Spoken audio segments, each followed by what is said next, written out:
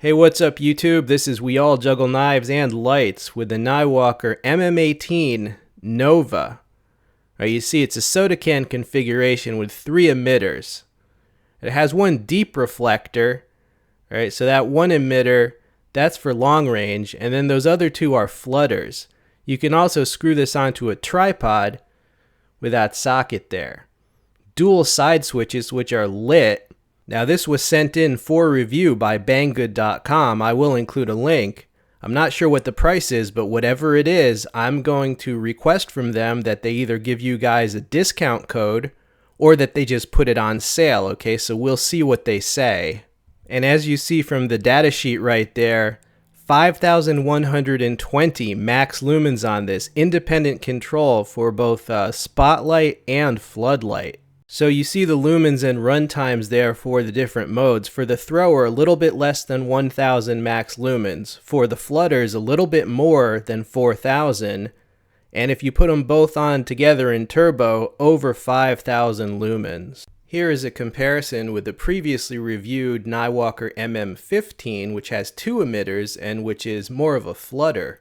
It's a little brighter, but it doesn't have the range of the 18. Alright, I'll include a link to that review. You see, the 18 is longer because it has to accommodate that one deeper reflector as well as the dual side switch independent controls.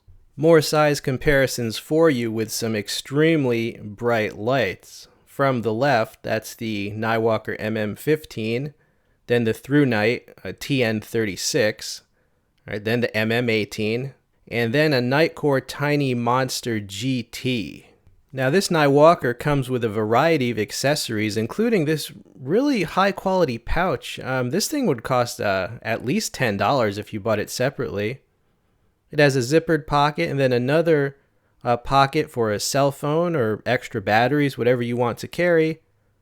And the light itself fits inside the main compartment. That's very cool that that comes with the light because it's a kind of a big light, you know, so instead of a holster, you get a whole pouch. That's very cool. This also comes with spare O-rings, a lanyard, and mounting hardware for an L-shaped handle. And there is the L-shaped handle, right? You can attach, you just screw it in like so. Now I like it without the handle because it's a little less bulky, but it does make it easier to carry, easier to point. Right, so you can just screw that in if you so choose. So how do you operate this light? Well, it's all controlled by those 2 lit side switches. The first one turns on the flutters, you see there, and the second switch will operate the long throw emitter, as you see there. Now the flutters have 5 modes plus turbo. Right, so after you turn it on, in order to cycle through the 5 brightness levels, you just hold the switch down. Now if you double tap, it will bring you to turbo. And that is turbo with the flutters. Wow, that is bright. And it's the exact same deal with the long throw emitter. Right? You cycle through the first 5 modes by holding it down, and you double tap if you want turbo. Now you can put both or all the emitters in turbo. That is a still shot of the brightest that this light can go. Okay, over 5,000 lumens. Wow, I mean, that is just a wall of light. I mean, that's impressive. Yeah, just a crazy bright light. Okay, let's take a look at the beam pattern of the throwers and the flutter, or the thrower and the flutters. Basically, the floodlights give you wide angle light, right? And the thrower gives you a more narrow, focused beam. Now here is a shot of all 3 emitters in their lowest settings, and it kind of looks like Mickey Mouse. This light takes 4 18650 batteries, and to replace them you just unscrew the body of the light from the head assembly. Now that magazine that holds them in there, that is not removable. Alright, and I'm using Through Night batteries.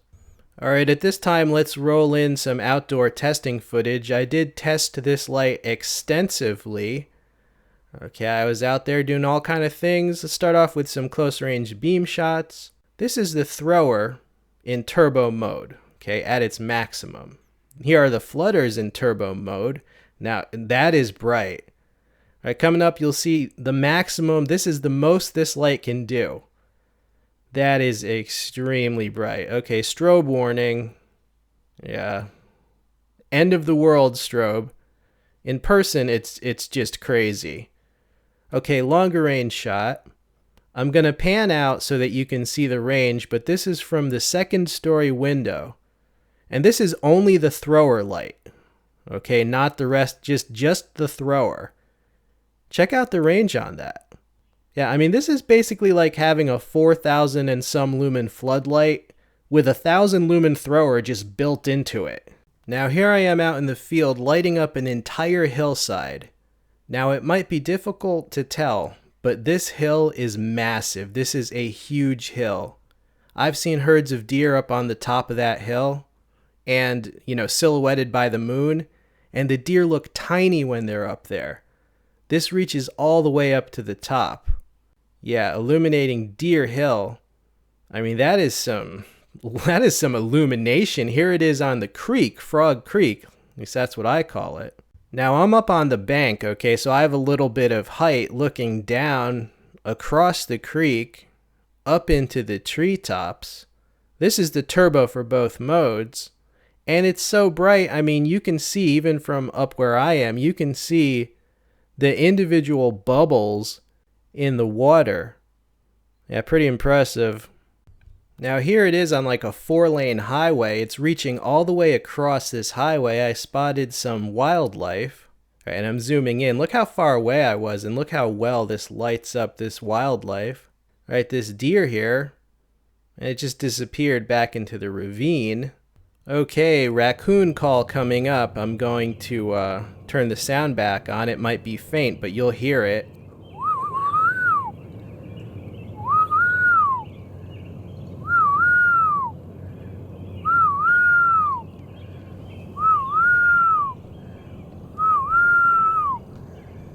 Okay, there you go. I don't know how well you could hear it, but I did a raccoon call, and it was going to go back into the sewer, but then it heard my call and it stood up on its back legs. But that's a sewer, and it eventually went back to its home tunnels there.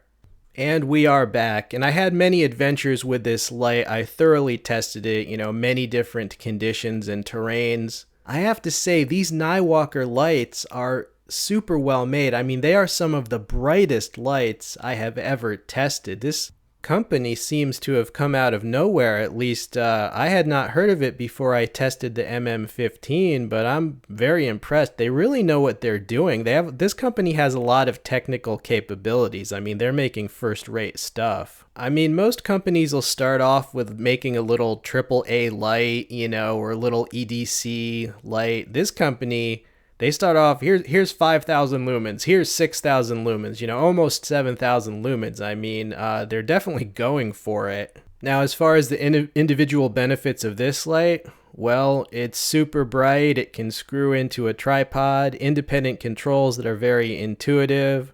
The side switches are lit, easy to find in the dark. It's built like a tank, really well made, really responsive switches. That whole 3-emitter setup with the 2 flutters and a thrower, that's very innovative. As I said, it's like having a 4,000 lumen floodlight that happens to have a 1,000 or almost 1,000 lumen thrower just built into it. I mean, that's great. So it's kind of an elite, do everything best of the best, super bright light.